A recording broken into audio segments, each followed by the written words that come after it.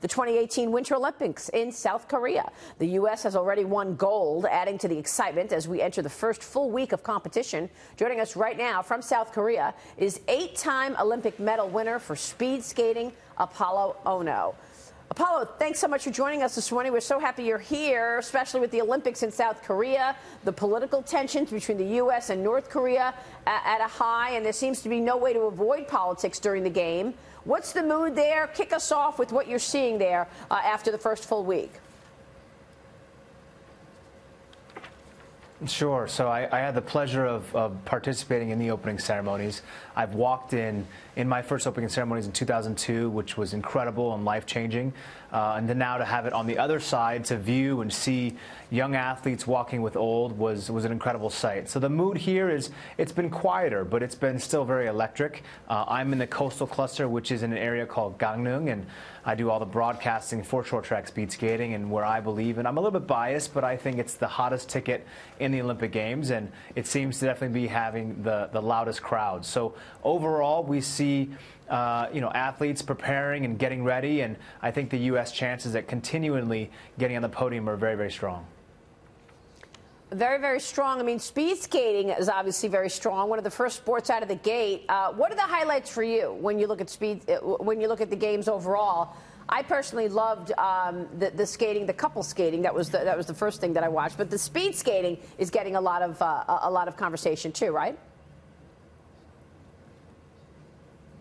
Yeah, and I think, South Korea has a long-standing history with just being extremely competitive in the Winter Olympic Games, particularly in short-track speed skating. So we watched the men's 1,500-meter win their first gold medal, which was a South Korean athlete.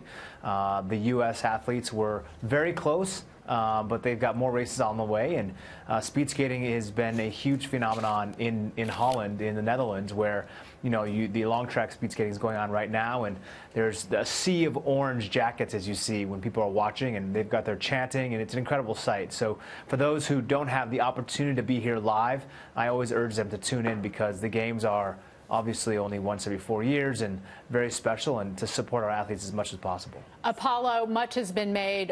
Shanny Davis has brought a lot of attention to speed skating, maybe for the good and maybe not so much.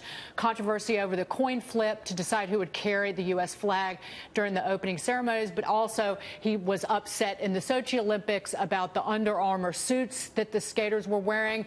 Has his exposure helped speed skating and made people want to watch it even more? Well, I don't know if it's given it more exposure, but as they say, sometimes any exposure is good exposure. Speed skating is a relatively small sport, although, primarily being dominated by the Europeans in long track and by the Asian countries in short track. I welcome the more attention that we can get to the sport. It needs to grow. I'm obviously a big fan, and hopefully we get more support. And I think that starts not only from the grassroots level, but along the way. And anytime we can get more cameras out there on the long track or short track speed skating, I'm happy. So one of the things, Apolo, I'm really curious about your opinion. Being out there in 2002 versus today, a lot of people are saying that the global opinion of the United States has fallen quite a bit in since the last election. Do you feel that there's a different tension between the United States athletes and the rest of the world, or you still think that we're having really positive relationships? Well, I think the Olympic Games are quite unique, right, in every respect. I competed and walked in my first opening ceremonies, which was 2002 in Salt Lake City, post 9/11, in which tensions were arguably at the all-time high, and our country needed to come together and unify and unite towards one common goal and theme and team, and that was the Olympic Games. And I think unilaterally it really helped a lot of athletes come together, and also those who were watching from afar. And so those Olympics were very special to me. We live in a different time now.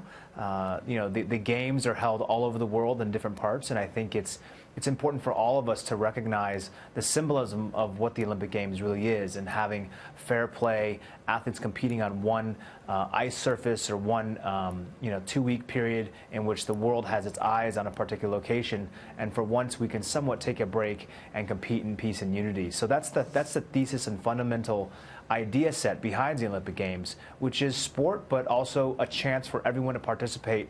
Either they're rooting for their own countrymen or countrywomen, or just participate by actually physically being here. But make no mistake, we do live in a different time, and there are highly sensitive subjects and issues that are happening. It's just my belief that we concentrate heavily on the positive aspects of what the Olympic Games can bring, and that's what makes me smile the most.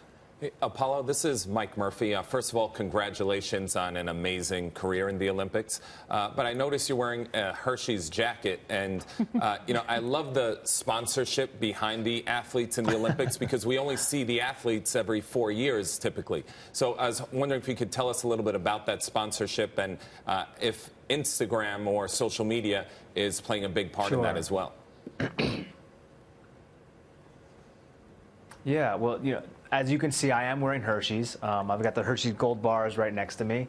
Hershey's has been the quintessential American company to really support our athletes. And as you mentioned it, the athletes' programs in the Olympics are not subsidized by the government. So the athletes are needing to rely upon these types of partnerships and campaigns in order for them to thrive, and also just give life and excitement back into the Olympic Games sometimes, and bring a new, different type of twist. So, the great partnership with Hershey's is unique. Every single time an Olympic athlete, Winter Olympic athlete, wins gold here, who's from the U.S., all of the Americans who want to participate can also win gold as well by going to the Hershey's Facebook page and downloading that coupon for a free gold bar. So there's many different idea sets and marketing initiatives that are utilized to just create more engagement, I think, with the community. All right, we were going to talk about Bitcoin. I know you use Bitcoin, right?